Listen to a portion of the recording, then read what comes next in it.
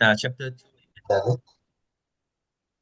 Oh, okay. But by the way, this whole thing will be recorded, so don't worry about taking notes or whatever because it's going to be lots of slides, and then you can take pictures if you want, but then it will be recorded and emailed to for those who are registered. So this book is the one that we're covering.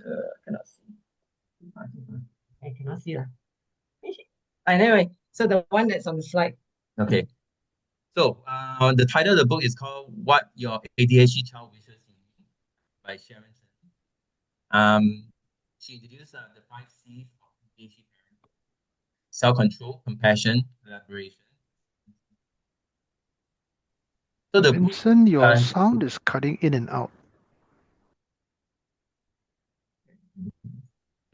so the book shifts. Maybe Vincent, you can lay backwards. Maybe the reason why it's not catching is because it's too near. Okay, sorry. So webinar, we listen. Okay. So the book shifts Listen. the focus from fixing the child to working with them as a partner. Is it better? Okay, good. Okay. Today we'll focus on chapter 2, which is actually a very big chapter by itself. It focuses on the science of executive functioning. And the key takeaway is that the ADHD is a performance disorder and not a knowledge disorder. And the child often knows what to do, but lacks the brain-based skills to execute it. And in chapter 11, another big chapter is to get stuff done. I think a lot of parents struggle with that. We'll give some practical advice that covers chores, homeworks, and routines. And we have also invited a special guest, which is my son, to share his lived experience as a young entrepreneur thriving with ADHD. Okay, next slide, please. All right, does your brain look like that? I know mine definitely not, especially today. It looks like I'm putting out fire, like a fire fighter. I don't normally look so calm as in the picture, but what executive functioning does, it helps us manage the mental processes like planning and all those things. So to prepare for this presentation right now, my is actually overworking right now. It has to focus, stay focused, and remember what I'm going to say, prioritize what I need to say, check the time. So actually going in overwhelmed state right now, and how we behave moment to moment, our thoughts, our feelings, and how they organize all of them together. So that's what we call executive function. And we're explaining because I assume there's some parents who probably even hear this for the first time. All right, next please. Okay, let's try to look at our brain, right? ADHD is actually the underdevelopment of the prefrontal, as it showed Vincent, cannot hear you again. I think the Zoom is canceling out your voice. They are picking up only Trisha's, so you must stand back a bit. Okay. Okay, so the prefrontal cortex, as you shown in the picture, is responsible for the focus, the planning, and the self-control. So in ADHD, the neuroscience research revealed that clear differences on how the brain works. It's actually ADHD brain are smaller in size, right? And feeding and the judgment, and the region is smaller compared to a neurotypical brain. Now, the study shown that the prefrontal cortex ADHD person is actually 2 to 3 years behind compared to their peers who is neurotypical, right? The part of the brain integrates our thoughts and feelings, and it's part of the brain that is lack of development, and that's delayed again, few years behind. And it's weaker in activation during if it needs a high focus or working memory. The prefrontal cortex shows not much activity when they do the brain scan. So like what we used to say is like a Ferrari car with a small bicycle brakes. So the brakes are not there. That's why some of the ADHD kids are getting to impulsivity, distractibility, and that's why they get in trouble because they don't have brakes. Their brains weaker. So they move too fast, and then the brakes they don't have the necessary controls. Next, coming.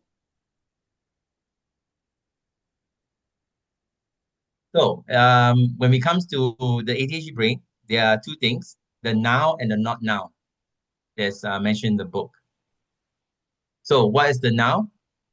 They forget instructions seconds later, and they struggle with homework until deadline is closed. They leave everything half done, hyper focus on games and hobbies, and particularly those one that is very interesting. That's why a lot of the ADHD kids they are stuck in games because it feeds their adrenaline, right? Because it's very interesting and it's fast moving. So they may seem lazy, but they are not, right? It's not because they don't care, because their brain has difficult with boring, which later you probably my son would say something along that line also. Starting and finishing and prioritization future cannot be seen because they cannot think too far. It's the now brain, right? And switching attention. Things that don't feel immediate, they tend to forget. So for my son, we always tell them many times, one time, two times, three times, until you get in their face, say, can you do this now? Right? And then they just do it. The task has to be, it's not interesting or boring or confusing. They'll just, either they'll just shut down or they just deflect. Now, the earlier slides explain why ADHD is not a laziness or lack of. That's how the brain is wired differently with unique challenges and strength. Okay, coming next. Thank you. All right. So I think it's important to recognize that everybody have strength as well as challenges. So think about it. Even if you do not have ADHD, I think some of you you might have also challenges to say say emotional regulation, which I have a lot of, or time management in your day-to-day with or without ADHD.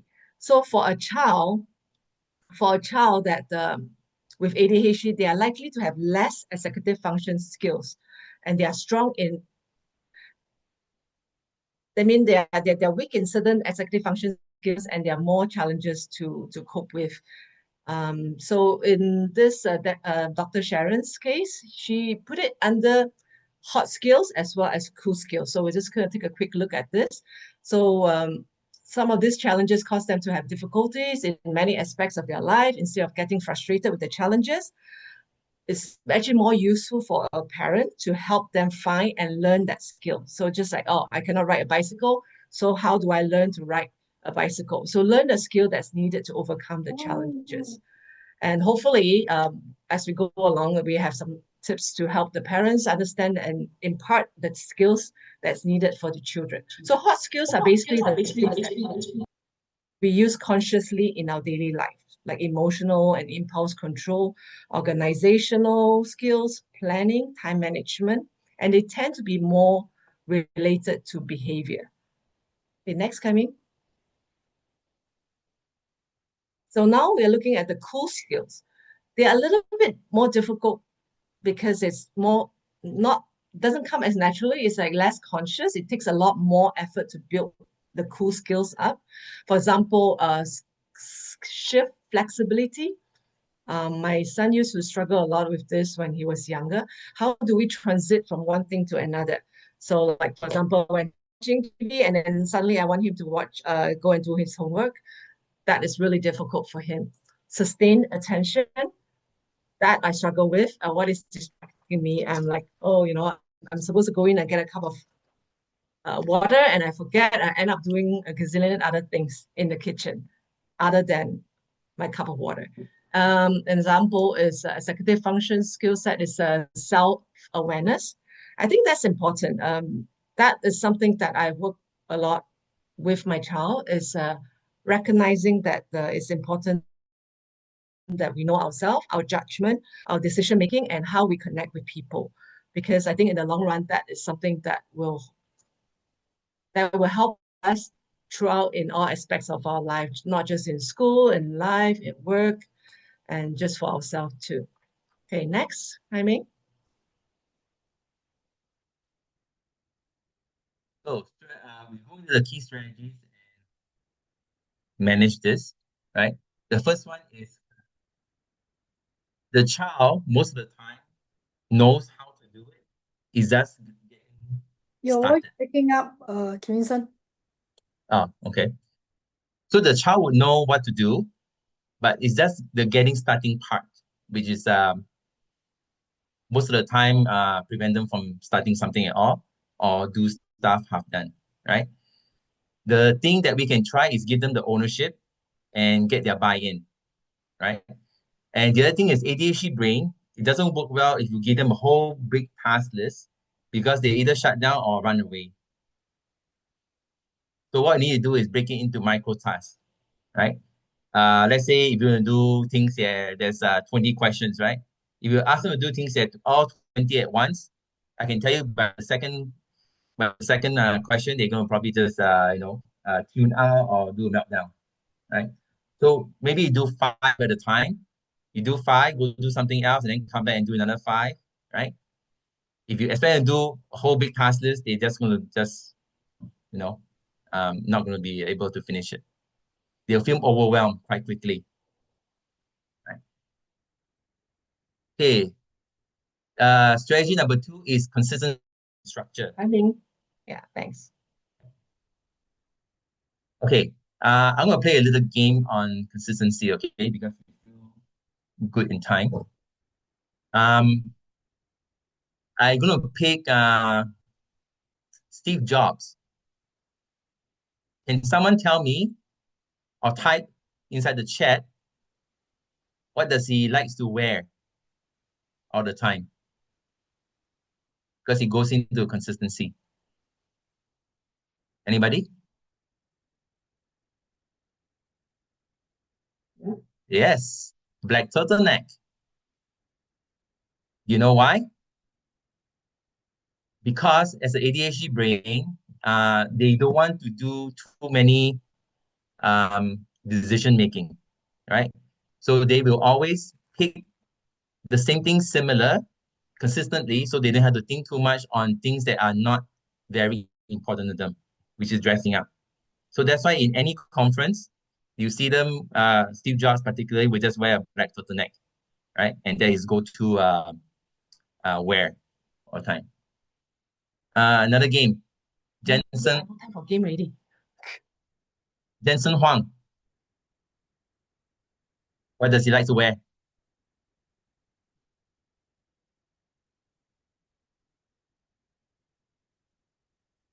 Jacket. Uh-huh. The inside, what does he wear? Inside his jacket. Yes, black t-shirt. Mostly black t-shirt. Yes. Yeah. So it's not that they cannot. They consistently works for them because they know that when they wake up, their brain takes a while to start. So the consistency is the part that they always say, "Oh, I just grab the black shirt. I'm ready to go." Right? There is a story on Jensen Huang. You know why he wears that leather jacket? Anybody knows? Anybody knows the story of the leather jacket? True. The leather jacket was actually something the wife told him that he needs to wear something a bit formal beside the t-shirt, right? The wife actually got him a few jackets, and he also admitted that he has SPD, sensory processing, where he feels that certain material it bothers him, right? And he ends up that they were away on a vacation or something, and then they picked up this leather jacket and he wore it, and they said, "Oh, this is nice and it's formal enough." So that's why he's wearing the leather jacket, right? Okay, so there's consistency and structure. So once you give a ADHD child a structure, right, it'd be easier for them to follow along, and they cannot handle anything that's chaotic or unstructured. And we all know with the ADHD child, they again either run away or they have a meltdown because they cannot handle the changes. So that's strategy number 2. Next, Kaimi. Okay, making tasks accessible and motivating. Again, when ADHD brain, they like to have exciting stuff. So what I used to do with my son is last time when we do something like homework, we do in the small part, and after that we go do something fun, and then we come back to it. So that breaks it up, and then the brain gets the dopamine that they need, right, to move along. Because if you just ask you to sit down for an hour just to do homework, it's not going to work, right? So making the task small and sensible, and then at the same time make it interesting, right? I mean, there's another slide to this strategy tree. Yeah. Okay. When I say task accessible and motivating, it's not by sitting there and nagging at them. As you all know, nagging an ADHD child doesn't work. Okay. So you need to sit down with them, coach them along, but not nagging. Okay. And for long-term reward, you thank yourself later, often less effective than immediate encouragement or small wins. This is something I think as parents, we always think too far off. If you don't do this, next time when you grow up, then you're not going to find a job. You are not going to. So we think like maybe 10 years forward, fast forward. But to an ADHD child, their moment is now. They don't care.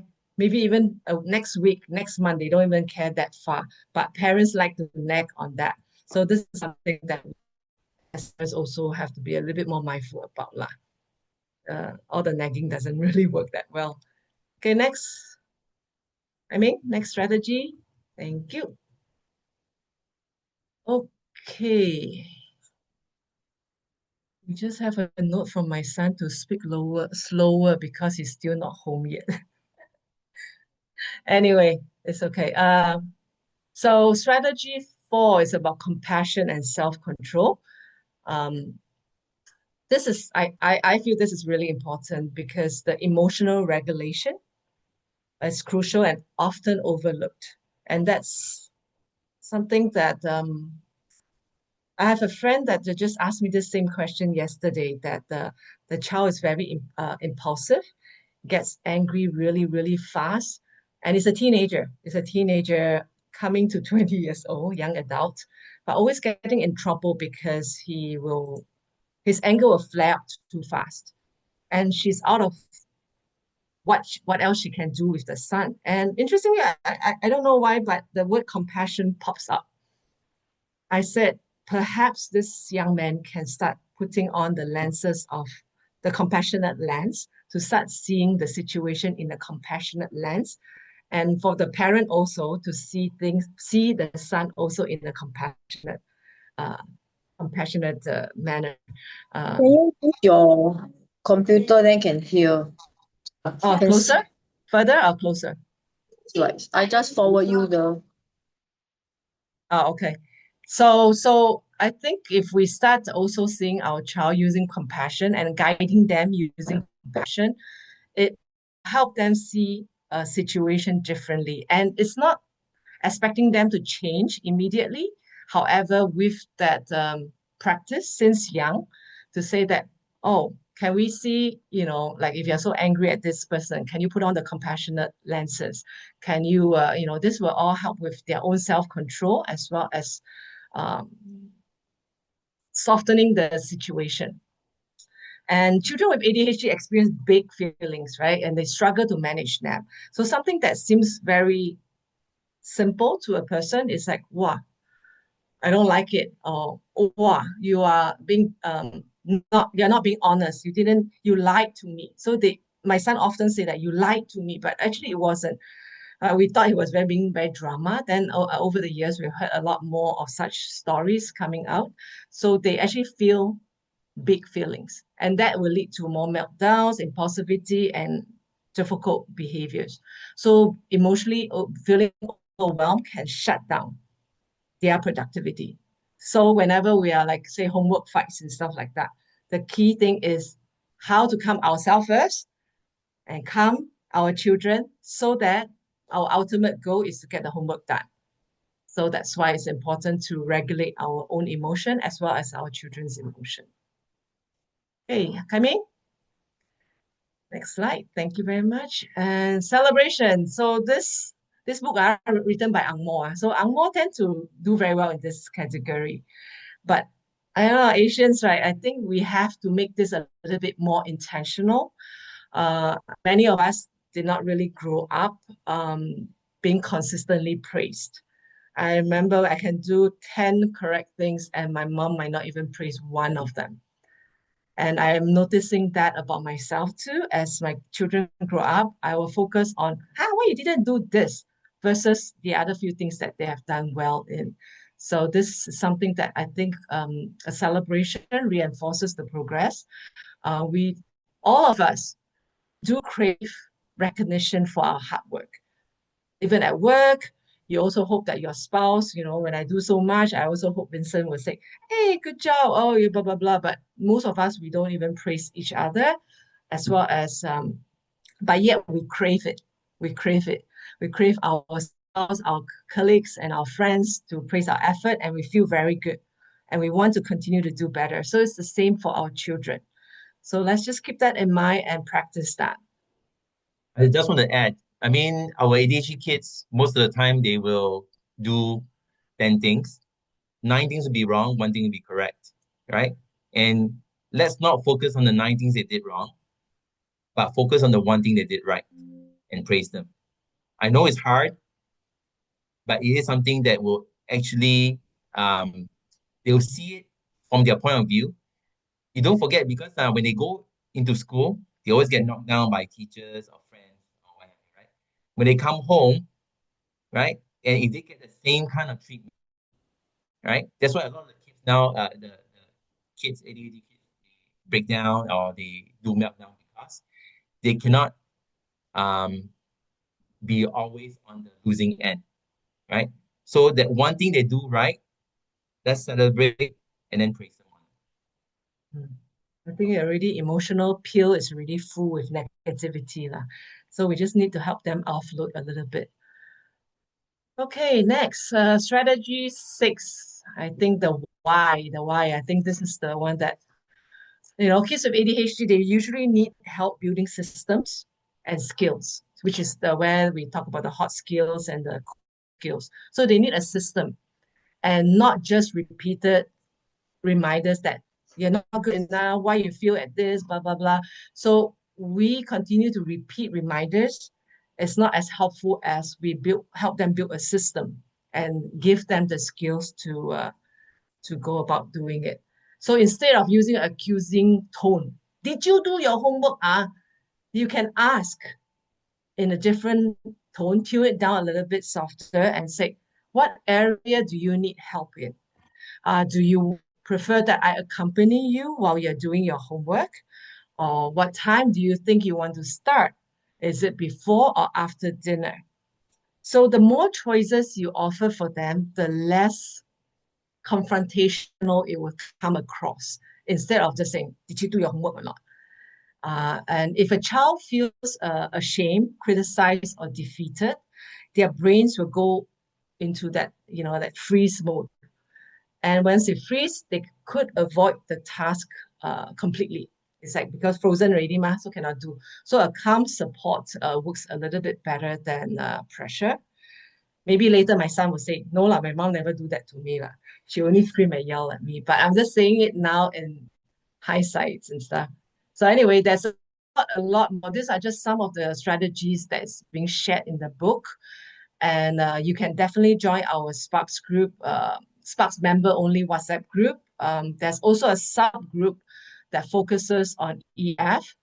So I see a few of us, executive function. Rajiv is one of those actively giving us tips and stuff.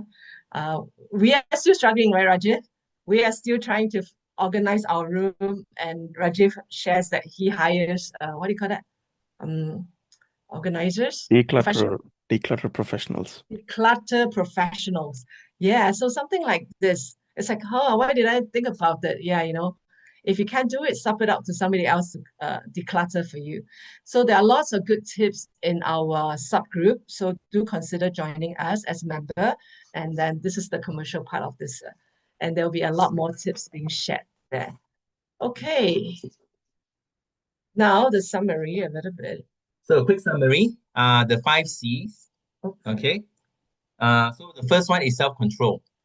Our ADHD kids, like Trish mentioned, is quite emotionally charged. So whatever we feel or we act out, they will mirror it.